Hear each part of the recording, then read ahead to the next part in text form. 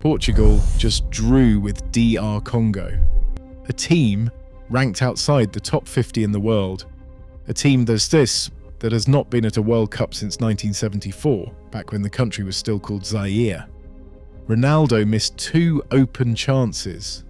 Bernardo Silva had a shocker. The whole thing looked flat, uninspired, and deeply concerning. And every Portugal fan is panicking right now. So let me tell you something that will either calm you down completely or make the whole thing even more fascinating. This is not new. This is not a crisis. This is just Portugal being Portugal. And if you understand the pattern, you will understand why this draw against DR Congo might be the least surprising thing they have ever done. Let us go back to Euro 2016, France, the tournament Portugal won, their greatest ever triumph. The night Ada scored in extra time and an entire nation went delirious. Here is what happened in the group stage of that tournament. Portugal drew with Iceland, drew with Austria, drew with Hungary. 3 draws, not a single win. They finished third in their group, the third-place team that technically should not even be there. And then the knockout round started and something switched. Round of 16, Croatia. 1. Quarter-final, Poland. 1 on penalties.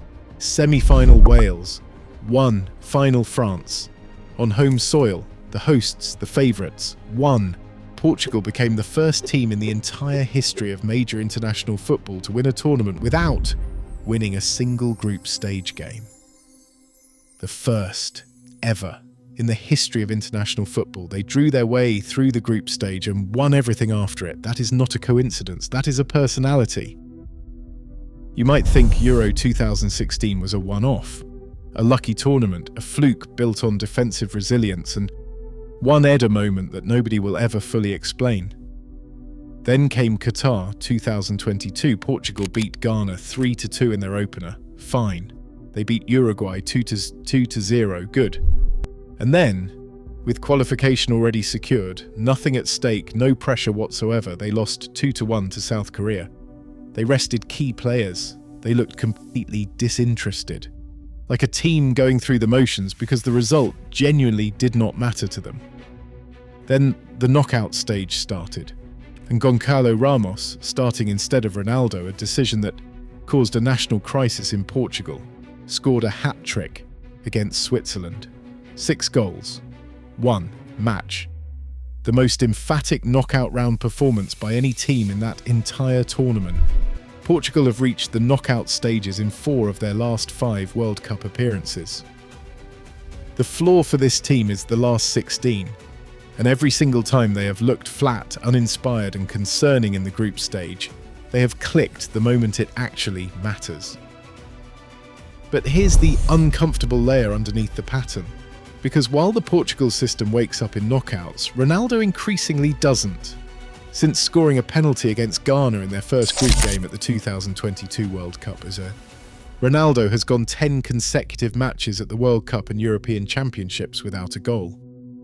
10 consecutive matches in major tournaments without scoring. It has been almost 5 years since his last open play goal in a major competition. And against DR Congo, he missed 2 open chances that the Ronaldo of 2018 scores with his eyes closed. And yet, here's the maddening, beautiful, completely Portugal thing about this. When Ronaldo does score for Portugal, their record is 5 wins, 1 draw, 0 losses. He scores, they win every time. Which means the question isn't whether Ronaldo is finished. The question is whether Martinez can manufacture the one moment that unlocks him, because when it comes, Portugal win that game. Here is the reality of Portugal's situation right now. They have 2 points from their first game. They face Uzbekistan next, ranked outside the top 80 in the world. Then Colombia. Portugal will qualify from this group. That was always the plan. But more importantly, the weapons that make Portugal genuinely frightening at this tournament have not even been needed yet. Vitinha controlling games under pressure. João Neves pressing teams into submission. Bruno Fernandes creating chances with the relentlessness of a man who made 132 in a single Premier League season. Nuno Mendes terrorising right-wingers.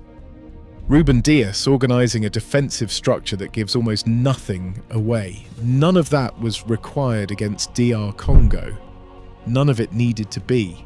The group stage is not Portugal's stage. It never has been. Portugal save everything. The urgency, the intensity, the absolute refusal to lose for the games where everything is on the line. Portugal won Euro 2016 without winning a single group game. They have reached the knockout stage in 4 of their last 5 World Cups.